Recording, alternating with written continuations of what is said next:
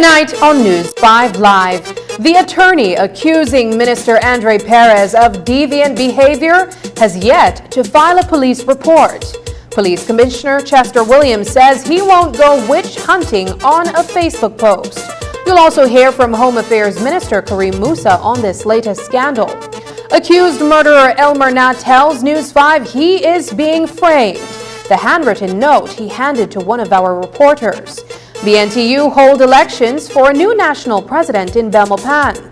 Is the state of emergency working? That's what we asked Police Commissioner Chester Williams.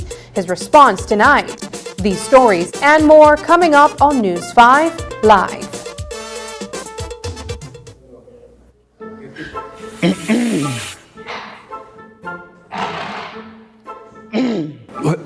Well, sir, I really did go through some stress with my barber.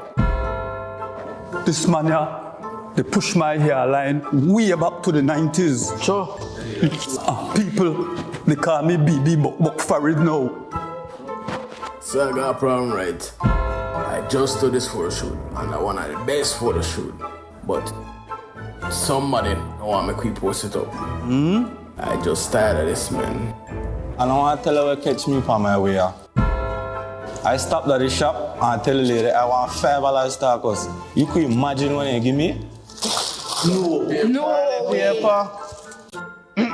What the your problem? Honestly, life good for me over here. I just upgraded to the DigiOne Elite. I have unlimited postpaid plans, DigiTV, free home phone, and the fastest home internet. I going to upgrade mines now.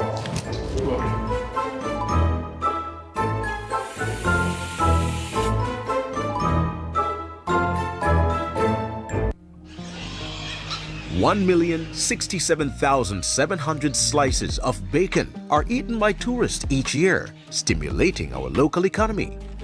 Tourism means business.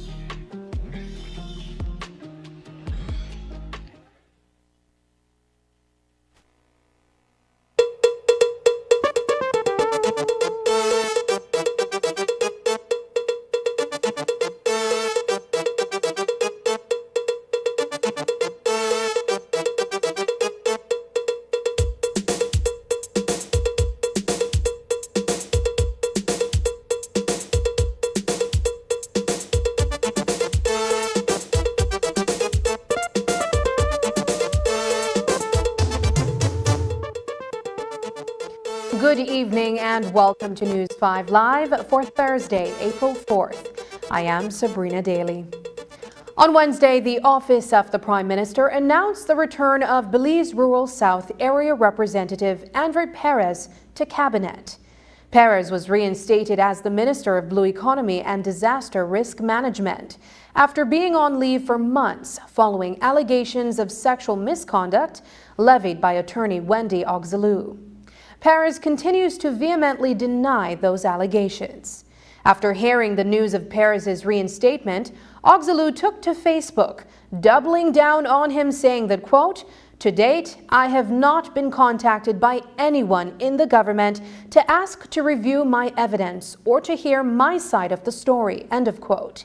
She also said that, quote, "The Prime Minister took my call, but did nothing more," end quote. News 5 reached out to Attorney General Anthony Sylvester and Prime Minister John Bersenio for comment. We are still waiting for a response. As for Perez, he told News 5, no comments for now. We note that Oxaloo says she had to flee Belize because she is in fear for her life. But while Oxaloo took to Facebook, she has yet to make an official police complaint. She said that she does not need to make a police report or have a judge or the Attorney General confirm her allegations. But for there to be a criminal investigation, a complaint must be made. And we checked with Police Commissioner Chester Williams about it today. He told us that none has been made. I saw the Facebook post, but in terms of a report from her, there is none. Will you guys seek to follow up that Facebook post? We've seen in previous cases where it just takes a Facebook post, which would be enough for police to at least launch an investigation or do further inquiries. It's different, Mr. Lopez. We're not in the business of witch hunting people. If it is that she had a complaint of rape against the minister, then her duty is to come forward to the police. We don't go after people like that. Now, if I see a Facebook post with people fighting, that is a matter where the police can be the complainant. I will take that up. But in terms of a report like what she's posting on social media, it's not our job to pursue her and try to convince her to come in and give us a report now. We also spoke to Minister of Home Affairs, Karim Musa, about the allegations made against his cabinet colleague. Minister Musa says he has seen Oxaloo's latest Facebook post. He says that without a police complaint, the post is defamatory. Are you aware if Mr. Perez was in fact investigated in terms of the allegations that was brought against him initially?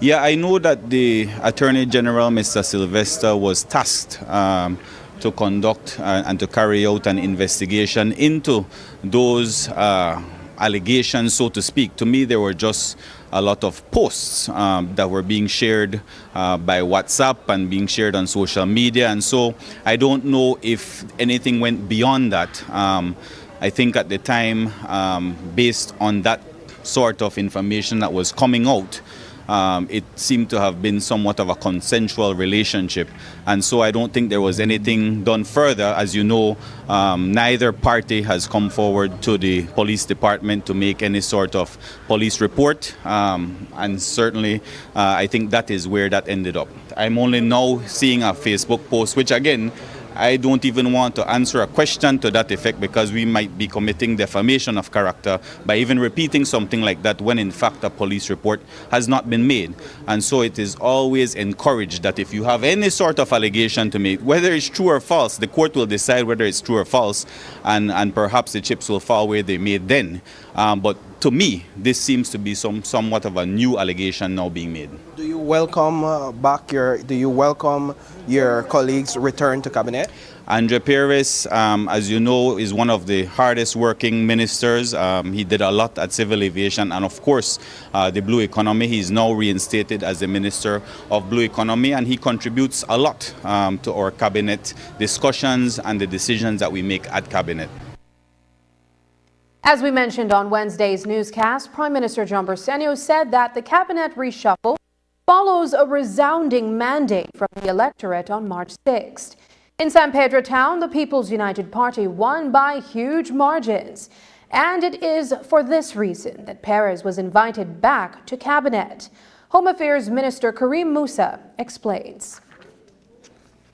Well, as you know, Paul, the decision for any sort of cabinet reshuffle lies strictly within the purview of the Prime Minister, and that decision is ultimately his.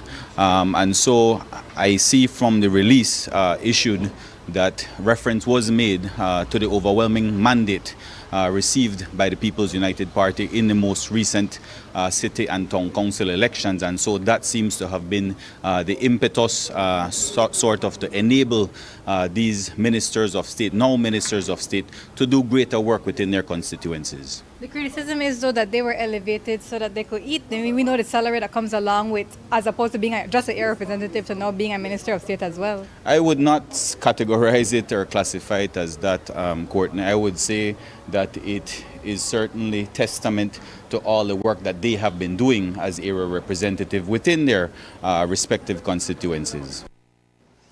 While we were in court on Wednesday covering the Bladen 12 drug landing case, one of the defendants in that case slipped us 2 notes which pertain to another case for which he faces 3 counts of murder. Elmer Na, who is charged with the murders of brothers John and David Ramnareis and John's wife, Vivian Ramnareis, claims in the notes that he has been appealing to the authorities to get them to enhance the images to show that he was not the gunman in the triple murder. In one of the notes, Na names another policeman as the gunman in the Ramnareis triple murder, a name we cannot show because that officer has not come under any investigation as a suspect. Today, News 5 spoke with Commissioner of Police Chester Williams about this scenario that has presented itself. He said that Na is entitled to present a defense when the matter goes to trial. He says that another officer by the name of Mr. is the murderer in the Ramnareis case. Now also says that he has asked police to enhance the video of the shooting and that they will see it is not him. Any response to that? I will not respond to that. That's a matter before the court, and NA certainly do have a right to mount a defense. We, at the end of the day, will have a duty to present the case, and I'll leave it at that. He alleges that he was threatened by police escort. That report is a total fabrication. I have consulted with Ms. Alifa Elwington, who is the head of prosecution branch, and thankfully the officers who are engaged in escorting Na do wear by the cameras throughout the escort, and the bus in which he is escorted also has camera inside that bus, and so we do have video footages of his entire escort, and nowhere in the escort do we see anybody abusing him or threatening him. Those video footages also have audio. So if it were that the officer had threatened him in using words, the audio would have picked it up. And if it were that the officer had threatened him by way of action, then the video would have picked it up as well. So from our investigation into that matter, we have found that it is not true. Coming up, Belize National Teachers Union members electing new president. Shop smart for your Samsung devices in Belize and enjoy benefits you won't get anywhere else. When you shop locally for your Samsung, all your devices will be covered by a 1-year local warranty. You won't get that when shopping with the other guys. When in doubt, always look for the Cellular World seal to know you're getting the real deal.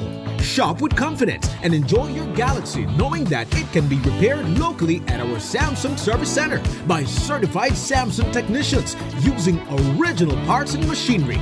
Even better, enjoy the best LTE experience in Belize knowing that your Samsung devices are compatible with major local carrier networks. Get the ultimate Samsung Galaxy experience only when you shop from authorized Samsung resellers nationwide. We understand that there aren't enough hours in the day. That's why RF&G is working to make the process of renewing your insurance policies easier. WhatsApp the words "Get Started" to 670-8700. We will prompt you to select the service you are interested in. Select the service and answer a few simple questions. An RF&G representative will process your request and follow up with you when your transaction is completed. It's that easy. Use WhatsApp and skip the lines. Remember, it pays to get it right with RF&G Insurance, a Road Group company. We all know about the phasing out of single-use plastics and the enactment of pollution from the plastics regulations. One of the key components in this regulation states that for an item to be considered biodegradable, it must consist of more than 50% of bio-based content. Here, you will find out how the Department of the Environment determines what items meet the criteria and what equipment is being used to guide that process. Since 2019, the Department of the Environment has been working with CFAS in doing microplastics. Through this project, CFAS has donated 2 microscope Fourier transform infrared spectroscopy equipment to strengthen capacities on monitoring and enforcement to reduce marine litter and plastic pollution. The FTIR can be used to identify unknown materials. The Department of the Environment will use the equipment to determine the composition of single-use plastics and biodegradable products to enforce the environmental protection, pollution from plastics regulations. While we have a long way to go with the implementation of the pollution from plastics regulation, having this equipment is one step closer. For more information on what's being done about biodegradables and ways you can help, visit our website at www.doe.gov.bz.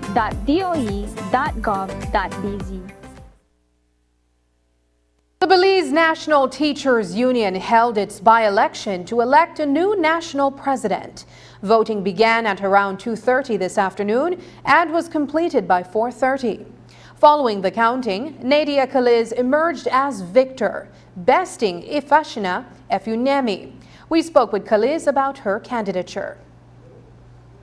I've been paying attention to the direction our union has been taking, and that is not the BNT that I joined. And I believe that those of us who are stalwarts, who understand what BNT represents to this country, we needed to come back and put us back on the platform where we were. And being a member for 30 years and serving as rep, school rep, branch president, member of council, being in the forefront for many demonstrations, hey, I have the experience. And so I said, let me come forward. Let me come forward and offer myself and see if they will accept me as their president. So I'm waiting to see the results, and if that's it, then we're ready. It has been 9 days since a state of emergency was declared in Southside Belize City, Roaring Creek and parts of Camalote. Since then, there has been a relative sense of peace across the old capital, except for one murder on Good Friday. Today, we caught up with Police Commissioner Chester Williams to get an update on the department's work under the SOE and to get his response to one complaint about the police abuse. So far, I can say that it is going well, and as much as the regulations that accompany the declaration do give the police a number of powers, we have not been using those powers. So if you would move around the areas that are under state of emergency, you will see that the law-abiding citizens can still move around freely, as the SOE was not intended to disrupt the movements of law-abiding people, but rather for us to be able to get a better grip on those gang members who continue to demonstrate that propensity to perpetrate criminal acts. So far, I can say we have a total of 23 persons detained from Rowan Creek and Kamalote, and 30 from Belize City. So now we have 53 persons currently in prison. There are people that are saying that the police is abusing their authority under the SOE. How do you respond to that? I would respond to that by simply saying, if you as a citizen have seen that, I personally have not seen any. And I believe that the police, as much as there is an SOE, the police have not acted in such a way to even enforce some of the provision. Like, for example, you would see that under SOE, it speaks about loitering and these sort of things. If you move around, you still see people they loiter. But for the most part, they are law-abiding people. And so we try as best as we can not to disrupt that. Some people, no matter what happens, they are going to have a negative aversion and say things about the police. That is not so. But even if you look at social media, everything that happens out there is always on social media. Do you see anything on social media to the effect that police is abusing their powers? Do you? We published one story of one complaint where a police officer pointed a gun at an individual that was in a bathroom, and he seemed to have not been fully clothed. Was that the day the police were executing the SOE? Yes. Then come on, Mr. Lopez, man. We have to learn to stop give eartime to stupidity, brother. That's the reason why criminals behave the way they are, because we don't give them eartime. As we said, 52-year-old Belize City resident Carl Uter was murdered 3 days into the state of emergency. Uter's murder led many to criticize the effectiveness of the SOE. Well, today we asked Compal Williams if it is unrealistic to expect that no murders will occur during a state of emergency. Here's what he told us. How did you get there? I really and truly can't understand how one would even reach there. We have seen that since the state of emergency was declared, the violence in Belize City have subsided. The violence in the Rowan Creek Kamalote area have subsided. How are we going to say that it is not effective? I cannot agree with that statement. Is it unrealistic to expect that no murders would take place under a state of emergency? Of course, there are certain things, Mr. Lopez, that will not be able to be prevented by the work of the police. You look at a country like Jamaica. Almost entire Jamaica is in a state of emergency for the entire year, for like the past 4 to 5 years now. And when you look at the amount of murders in Jamaica annually, it's still high. But again, for us in Belize, whenever we have a state of emergency, we always see the violence in the declared area goes down. And I think that as Belizeans, we should be happy to see that that has happened. We also heard from Home Affairs Minister Karim Musa about the ongoing state of emergency. When he was in opposition, Musa criticized SOEs as ineffective and a violation of the rights of citizens. That changed when he was elected to office. Musa has led more than 1 SOEs in response to gang violence in Southside Belize City. We asked Minister Musa about his changing views. Yeah, I think in the past, and if you could check your records, Paul, when it was done in the past, it was just done as a broad stroke brush, and everybody, including working individuals from various areas of Belize City, was picked up with having no sort of investigation being carried out on those individuals before picking them up. And so the procedure now has been rectified, investigations are done, and it's more of a targeted response. The police department knows exactly who these individuals are committing these crimes, and we're bringing them to justice. I think that we always have to remember that it's not a black and white situation when we look at crime. We have to employ all the tools possible. And I keep repeating that an SOE is in no way a solution to the crime problem, but it certainly hits the pause button. It allows the police to carry out their investigations. And as you will see, more and more charges, specifically in relation to those murders that have been committing, will be laid. On one hand, we refer to them as criminal in this context, but when we are working with them in the LIU program, they're referred to or defined or viewed in a different manner. This seems to be... Yeah, again, Paul, I think that, and maybe it's not deliberate on your part as the media, you look at things black and white. Do you know how many people from Belize City have been detained under the SOE? 35 max. Do you know how many at-risk youth we're dealing with at the LIU? Over 1,000. Over 1,000 at-risk youth are part of the various programs that we have to offer. So what do you say about those at-risk youth who want to turn over a new leaf, who don't want to live that life of crime? Do we just abandon them and say, you 970 youth, we don't want anything to do with you, we just want to incarcerate you? Absolutely not. There has to be a solution for everything. And if you are hell-bent on committing crime, there is a remedy for you. You will be detained. There have been 9 additional murders so far in 2024 when compared to the same period in 2023. As we reported, last year saw a decrease in the number of murders recorded compared to previous years. But is 2024 turning out to be the complete opposite? And what is the Commissioner of Police doing about it? Here's what he told us today. Yes, we're hoping that we will be able to level off by the end of the second quarter. So far for this year, murders are up by 9 compared to last year. But when it compared to previous years, we're still down. Last year was a good year. So what we need to do now is to ensure that we go to the drawing board, look at the area, and in this case, the area of concern is rural Belize district. 9 of the murders in Belize district or in Eastern Division occurred in rural Belize. So we have to find a way that we will be able to address these type of crime. But when we also look at the motive behind these murders, many of them were in a social setting or the domestic setting. The gang-related violence is still down tremendously, and we want to make sure that going further into the year that we can continue to keep it down. When you look at the overall crime outlook, major crime is down by 22% compared to last year. So as much as last year was a good year, we're still seeing that overall major crime is down this year. And we want to make sure we continue that trend for the rest of the year. And while the murder count has increased, Minister of Home Affairs Karim Musa is celebrating the fact that Belize's crime rate has improved in Latin America and the Caribbean.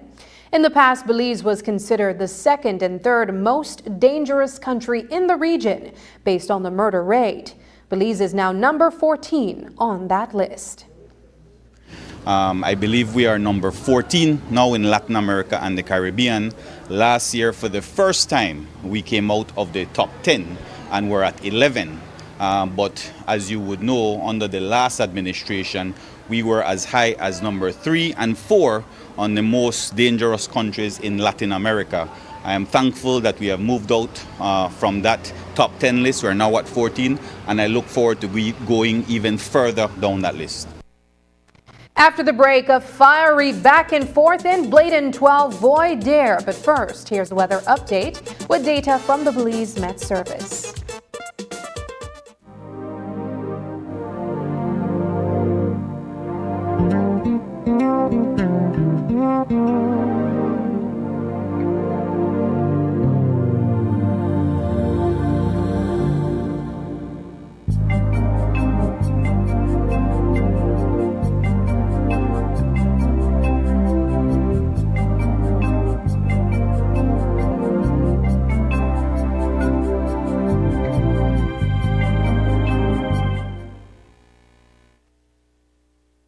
Do you know how to choose the best engine oil for your car?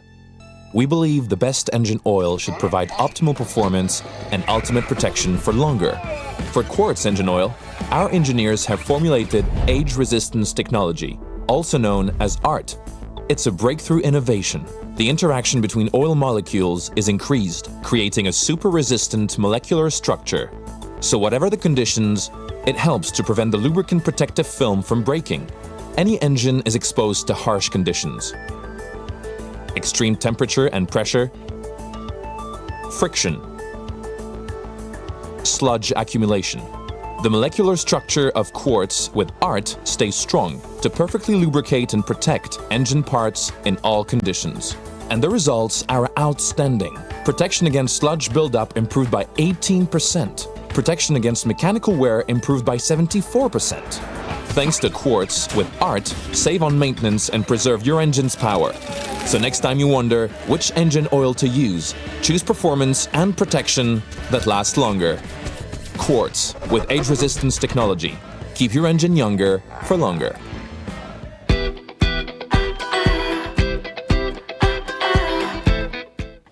Bladen. Of course, I will make sure the place clean, especially the places then where we treasure. Bladen. Of course, I have a bag for my garbage in my car. Bladen. Of course, I believe that all of we should do for we part to protect the environment. Bladen. Of course, I teach my picnic from small enough to throw garbage on the ground. Bladen. Of course, on and off the court. We unite as a team to keep Belize clean. As Belizeans, let's trash the habit and not the beauty. Unwrap the joy of crystal clear picture and sound from Iowa, the brand that offers you affordability and exceptional quality. Iowa has a wide range of exceptional products to choose from, such as TVs, speakers, headphones, home appliances, and much more at affordable prices that won't break the bank. Enhance your audio-visual entertainment experience with Iowa, and for your convenience, parts are readily available in country for hassle-free maintenance. You can find Iowa products at your local electronics store countrywide. Choose Iowa, the best in home entertainment and household appliances.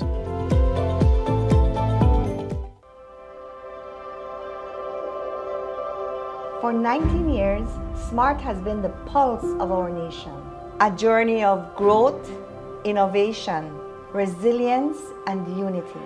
From the first call that bridged distances to the data that brought us closer than ever, SMART has been there, weaving threads of connection across our beautiful land.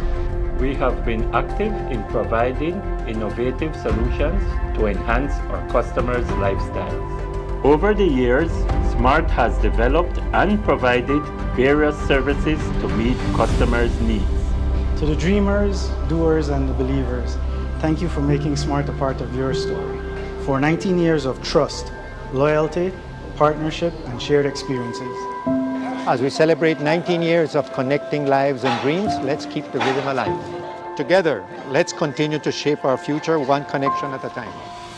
Come and be a part of the SMART family, where we empower you and our country today, tomorrow, and beyond. SMART, bringing people together.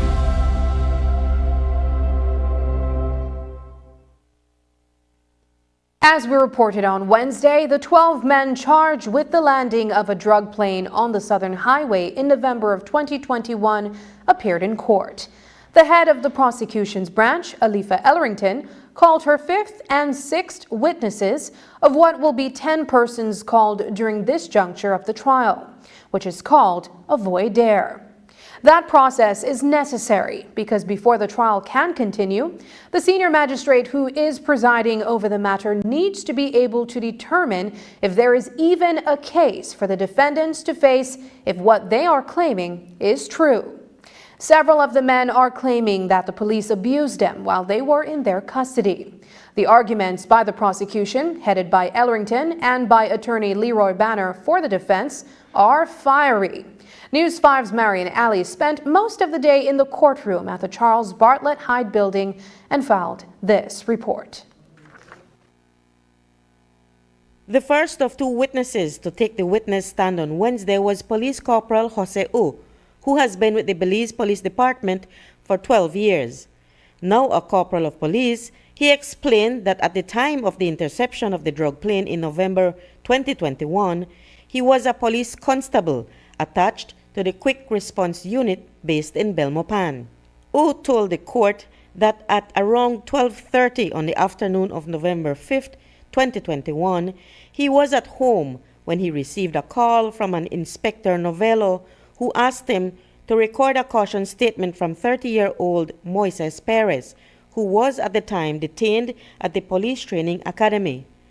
U said that he asked Perez if he was giving the statement voluntarily, to which he responded, yes, and that after Perez said he had not eaten all night, he offered him food and water.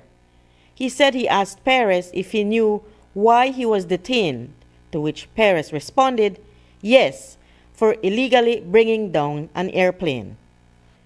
During the cross-examination, defense attorney Leroy Banner challenged U strenuously on the way he carried out the process and suggested to him that he was aware of police brutality that Perez claims he was subjected to. Banner used a portion of Perez's caution statement in which he alleged that before U took the statement, a police officer kicked him so hard in his back that the officer's service gun fell from its holder on the floor. In that statement, Perez also claimed that during his detention, a gun was shoved down his throat, demanding that he tell them, quote, where the things were, referring to drugs. Banner said to Corporal U, quote, you are aware that you must ask the detainee if he was beaten or if he was promised anything, to which U responded, yes. And Banner contested, quote, yet you did not say this in your 3-page statement and did not tell the magistrate today, suggesting that he was merely acting as a robot in taking the statement. U repeated that the accused said he was giving the statement voluntarily, though at one point U admitted that Perez did tell him that an officer had kicked him in his back and that when he was pressed further by Banner on his reaction to this information, U said that he informed Inspector Novello about it. Later on, he said that at no time Perez said he was in pain and that he, U, asked Perez if he wanted to see a doctor, and he responded, no. Banner pointed out that this was the first time since the arrests in 2021 that U has said this. U also told the court that he did not take any further action to find out if Perez was abused because he did not want to put himself further into the investigation. When Banner tried to suggest if it was because of U's laziness that he did not find out if Perez was abused, the prosecutor, Alifa Elrington, objected vehemently, arguing that the defense should not be allowed to cast aspersions on the witness. The magistrate asked Banner to reword his question, but he elected to move on. The defense argued that U knew that the police had brutalized Perez, and by him not doing anything about it essentially made him a part of that action. Furthermore, Banner asked, how can he, Perez, give a statement voluntarily if he had a gun stuck in his mouth and was kicked in his back? The prosecutor rose to object, arguing that that was not a question for the witness to answer. The next witness to be called was Martin Cal, a justice of the peace of 20 years who lives in Belmopan. He told the court that Corporal U called him on November 5th and asked him to witness the recording of Perez's statement. He said that before they began to record the statement, he was given about 10 minutes to talk in private with Perez, and that during that time, he asked him if he was beaten and if he was giving the statement voluntarily. He said Perez did not indicate to him at any time that he was beaten, and he said he was giving the statement freely. He said he also heard when Corporal U told Perez that he did not have to give the caution statement and that he decided anyway on his own to do it, and that he indicated he preferred if U wrote out the statement for him instead of him writing it out himself. Cal said the officer also gave him food in his presence. When the defense asked for his observations of Perez, He said he appeared to be calm. The case was adjourned until next Monday, April 8th, when Cal is expected to return to court for the completion of his testimony. Reporting for News 5, I'm Marion Ali. Residents of the Corozal district are saying goodbye to the Laguna Seca and Pueblo Nuevo ferries and hello to new bridges. Just before the Easter break, the Ministry of Infrastructure Development and Housing opened the Laguna Seca Bridge, which is expected to provide easier access to Sartaneja, Xunush, and other villages in the area. Some minor works are still pending before the bridge is fully completed. The Pueblo Nuevo Bridge is expected to be completed later this year. We spoke with project engineer Michelin Gilharry. Yeah, so I got to open the Laguna Seca Bridge last week, Wednesday. Level of meaning that it only has a first layer of DBSD, it takes two. But like I said, the idea was to have it open before the Easter break, right? So we managed to accomplish that. So the commuters itself have a easier flow of traffic rather than waiting on the ferry, right? That bridge in length is 100 meters, excluding the 30-meter length approaches, right, which was done with MSC panels. The height of that bridge is about 12 meters in height. So that's the description that I would like to give on the bridge. It's about 95% completed. We still remain to do the guardrails and some erosion control features, line marking on the bridge itself. But it's substantially complete, right? The second bridge is called Pueblo Nuevo. That's still under construction at this time. We intend to have that completed by no later than September of this year. And because this project is a design and build project, technically, it has taken like over 2.5 years, because what was focused at the onset of this project was building of a portion of the road that was initially designed. So because of the scope or the nature of this contract, the contractor wasn't technically obliged to start the bridge at the same time. It was until the design was completed, the design is approved, then they were able to start this bridge. And that's the reason we have a slight delay with respect to the other bridge, because it took us a long time to fine-tune the details of the bridge and the costing, since the contract already had a numeration with it. And we now had to go back and design a bridge based on a figure that was already provided. So it was a challenge, but we anticipate that since we still, the contract is not going to expire until July, the bridge is still done in a timely fashion, right? Now, the one in Pueblo Nuevo, we may need to seek some additional time to have it completed by when I stated in September. The installation of the Laguna Seca and Pueblo Nuevo bridges in Corozal allows for easier access to the surrounding areas, providing a more efficient route for more commuters. While the opening of the Laguna Seca Bridge was received positively by residents, some noted that the feeling was bittersweet, as they said goodbye to the ferry that has served them for many years. Project engineer Michelin Gilharry told us what now happens to the ferry.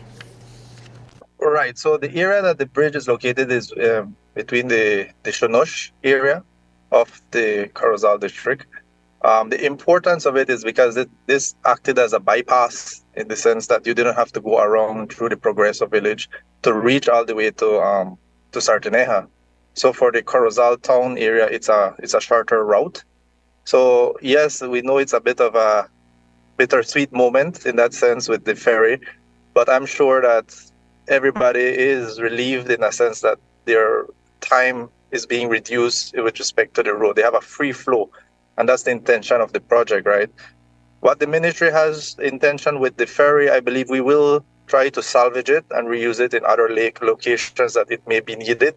So that's the intention. So we're still putting it to use, right?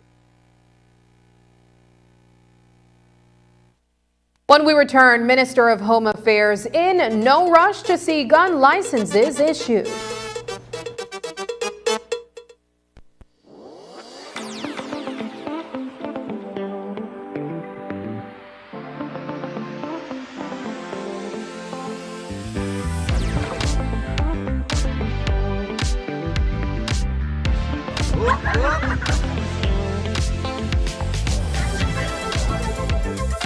Earn V-Bucks and get a chance to win a $10,000 homecation with Benny's. Quality and savings.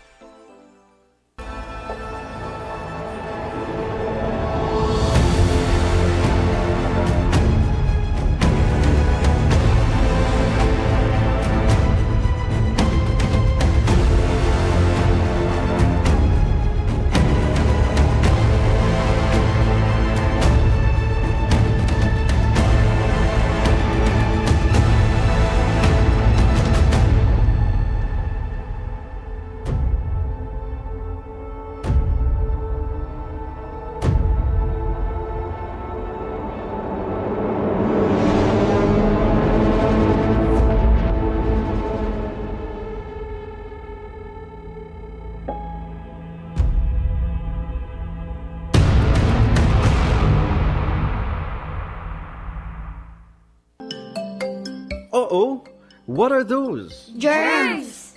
That's right, they're germs. And they love to spread. Uh-oh. And how do they spread? Hands.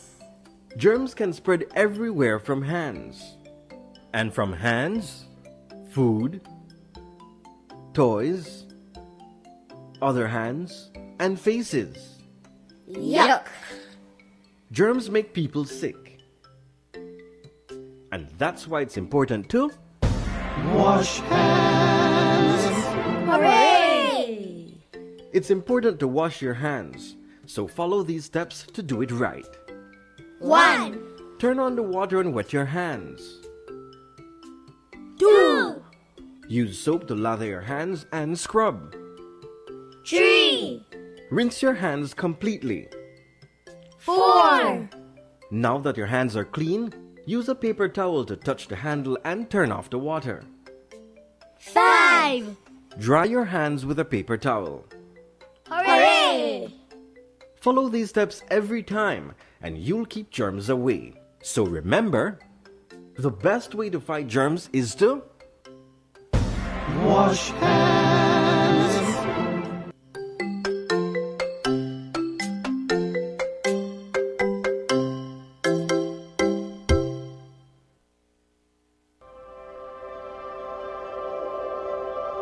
For 19 years, SMART has been the pulse of our nation. A journey of growth, innovation, resilience, and unity.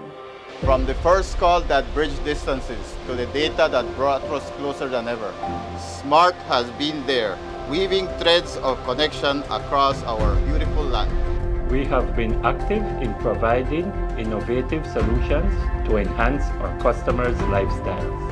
Over the years, SMART has developed and provided various services to meet customers' needs. To the dreamers, doers, and the believers, thank you for making SMART a part of your story. For 19 years of trust, loyalty, partnership, and shared experiences. As we celebrate 19 years of connecting lives and dreams, let's keep the rhythm alive. Together, let's continue to shape our future one connection at a time. Come and be a part of the SMART family, where we empower you and our country today, tomorrow, and beyond. SMART, bringing people together.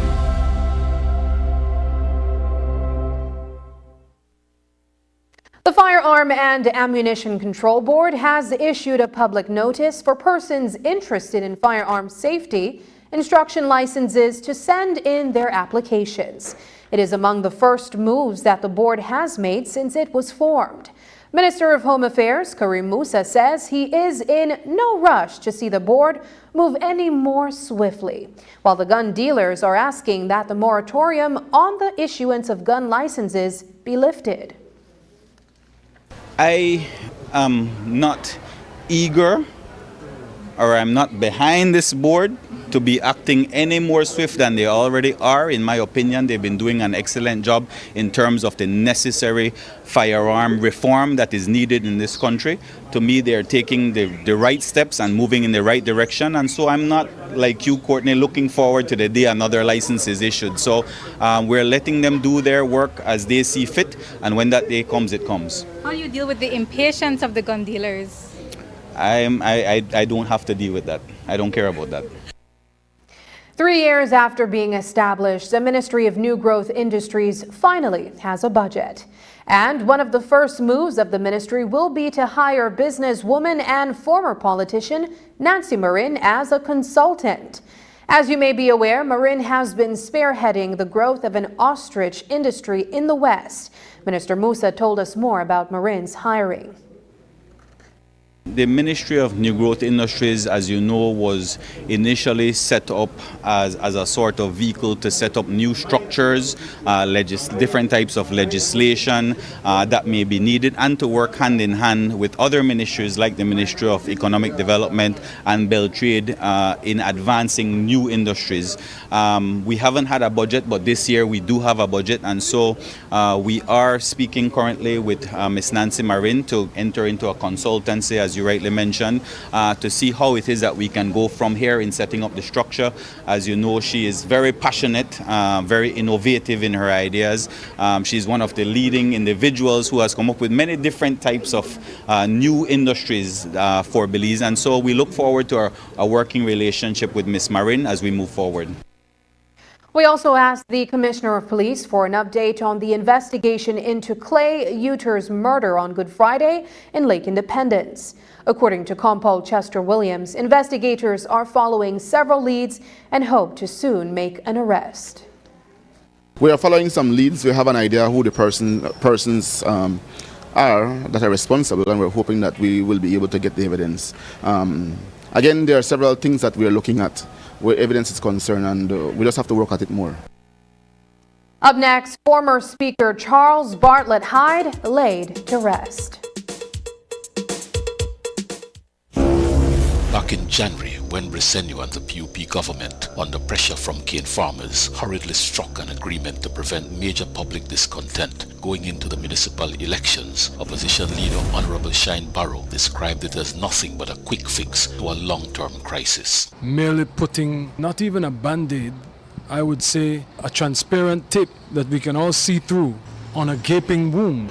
The opposition leader predicted that once the elections were over, the government would break its promise. I can't feel happy for the Caneros because we'll be back at square one in 3 months. I guarantee you within 3 months there will be no inquiry completed, there will be no analysis, no data, no nothing. As predicted, cane farmers have had to write Briceño to complain that the Commission of Inquiry, which he promised to establish within 30 days, has still not commenced after 2 months and counting. In a follow-up release, the cane farmers wrote, BSCFA calls on the Prime Minister to stay on track and to establish the Commission of Inquiry forthwith, or shall BSCFA have to remind him where is the track? I will not waste my time in answering the BSCFA. Now that the municipal elections are over, Briceño does not care what cane farmers or Belizeans in general think. I don't care what anybody says.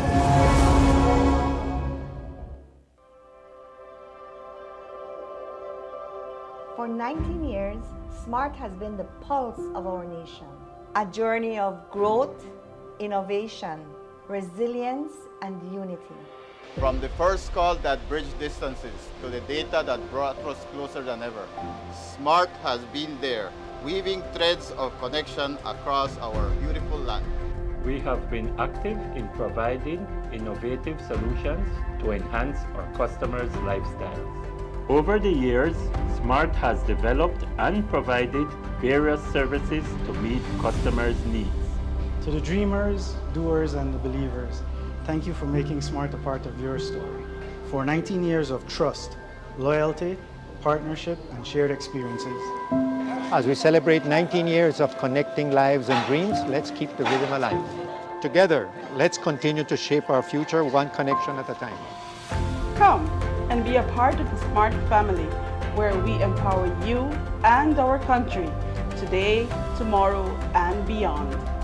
SMART, bringing people together.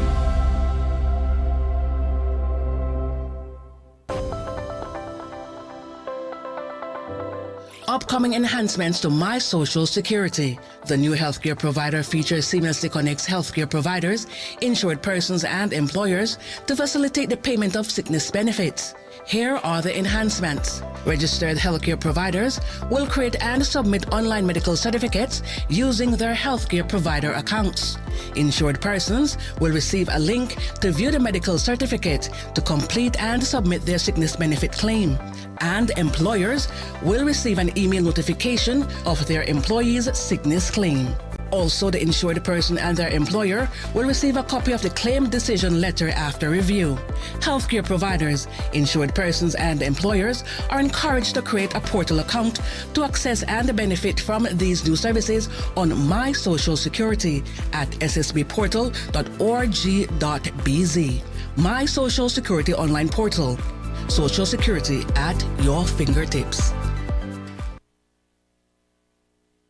One of Belize's former Speaker of the House of Representatives and former Postmaster General, Charles Bartlett Hyde, was laid to rest on Wednesday following a funeral service. The late Hyde, who was also at one time the chairman of the Public Service Commission and the father of Evan X. Hyde, the publisher of the Amandala newspaper, passed away on March 23rd. The former long-standing public officer was bestowed the title of Member of the Order of the British Empire in 1977, on the occasion of the 25th anniversary of the coronation of Queen Elizabeth II. Hyde was 100 years old. News 5's Marian Ali brings us a report on the funeral service that was held in his memory.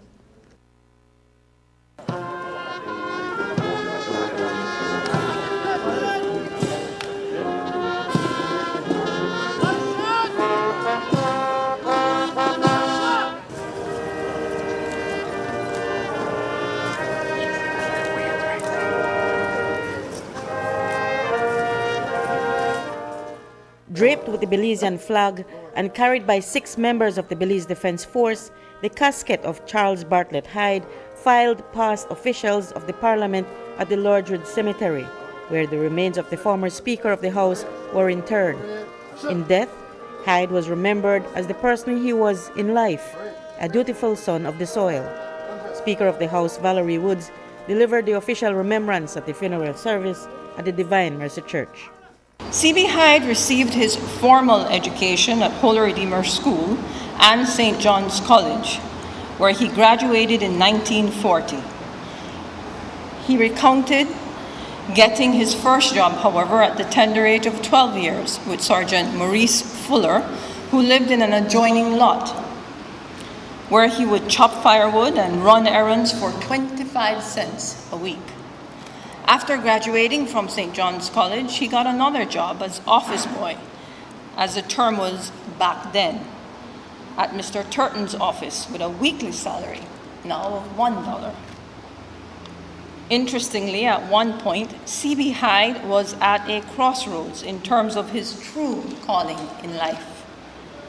Should he become a machinist, an engineer, and seaman like his father? Or should he aspire for something different, which his mother encouraged due to his Cambridge School certificate? However, it was Providence that intervened in the form of the late Mr. Lindsay Jeffries, Treasury Superintendent, who suggested to his friend Jim Hyde that CB apply for the vacant post of messenger in the Colonial Civil Service with a salary now of $15 a month.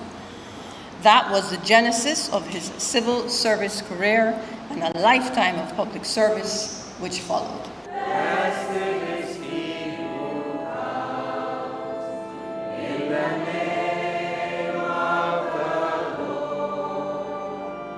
Hosanna in the highest. One of Hyde's son, Dr. Ronald Hyde, delivered the eulogy. One thing was unquestioned throughout his life. He loved and respected his children and displayed an open mind to all of us, never dictating to us, but encouraging the expression of ideas and arguments. Yes, those expressions, arguments, were sometimes vehement, but never with animosity. It was an era when children were to be seen and not heard. And certainly when his friends came over to play cards, we adhered to the rules of the era. But otherwise, it was a home where he was curious about our thought process, and everyone had a valued opinion.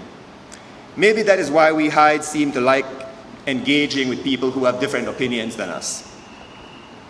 As much as he relished intellectual pursuits and complex mathematical problems, Dad was a man who looked for the sporting side of life. Work was to be done promptly and well.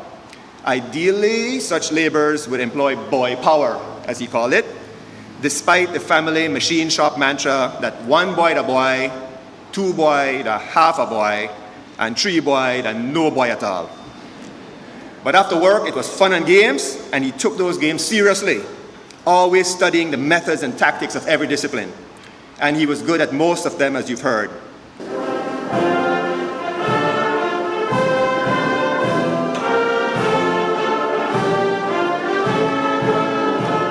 The Belizean national flag, which draped Hyde's casket, was folded up by the 6 soldiers who bore the casket. During the interment, wreaths were laid by Acting Governor General Stuart Leslie, Prime Minister John Bresenio,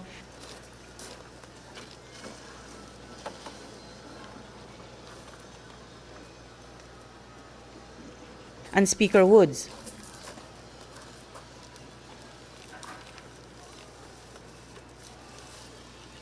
Prime Minister Bresenio presented Hyde's eldest son, Evan X. Hyde, with the flag that draped his casket. Fittingly, the Belizean national anthem, sung by the attendees to the live accompaniment of the BDF band, closed off the funeral service.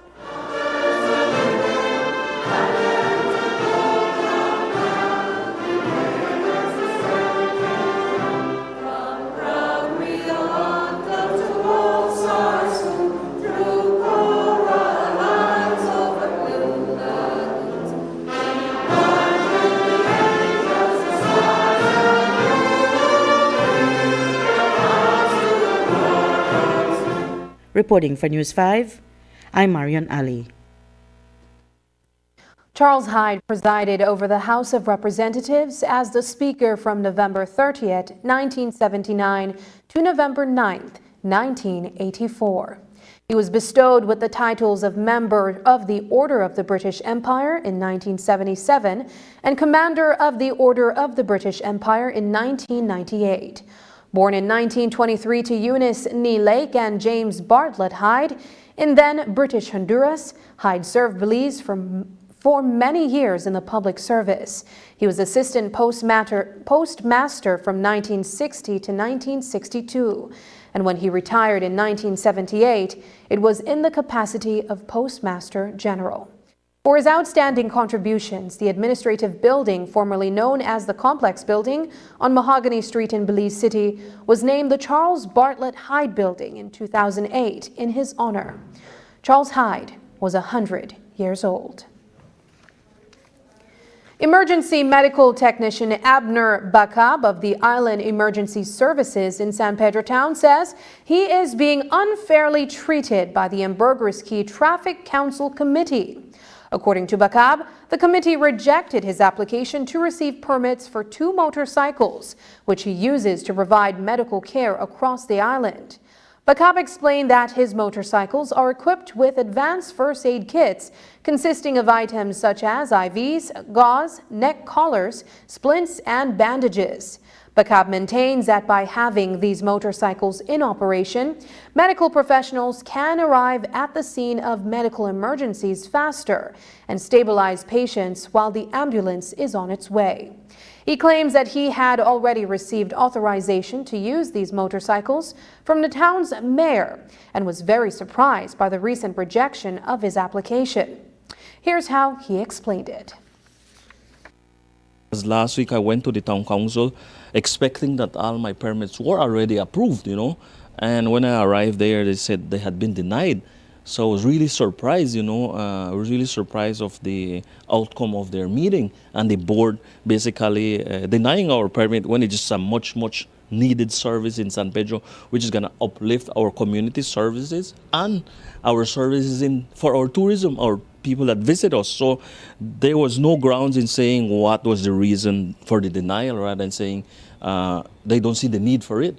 To me, that was a really bad response on them on making that decision as denying our motorcycle permits. Bear in mind, I've been working my motorcycles for months in San Pedro under the authorization of the mayor. I know the mayor sits on the Hamburgues Key Traffic Council Committee, and so do many people that I know, you know. So I don't believe it was the right thing to do. Our company, as an ambulance service, as an emergency medical provider, is actually challenging the Hamburgues Key Traffic Council Committee decision, where we're going to take them to court because it wasn't the right thing to do, you know. I mean, if we go to court, I can tell you I'm really knowledgeable about all the laws about emergency medical service here in San Pedro. I'm an EMT, so I know what we need to get done to be able to save people's life. Now, I've told the Hamburgues Traffic Council Committee, I've been talking to the mayor, I've spoken to our area rep, Andre Perez, and they don't seem to understand it, no? And I told them, I've went so far to let them know that if they go to court, they're gonna lose because they don't have anybody in their ASC Hamburgues Key Traffic Council Committee that knows anything about emergencies. So it's a losing case for you. You know, I don't have anything to lose. I've said it many times. I have so much to gain. So I've tried to make communication with them to no prevail. So. And that's the news. Tonight's broadcast is available at channel5belize.com, on our Facebook and on YouTube. I'm Sabrina Daly. Thanks for joining us. And from all of us here at News 5, good night.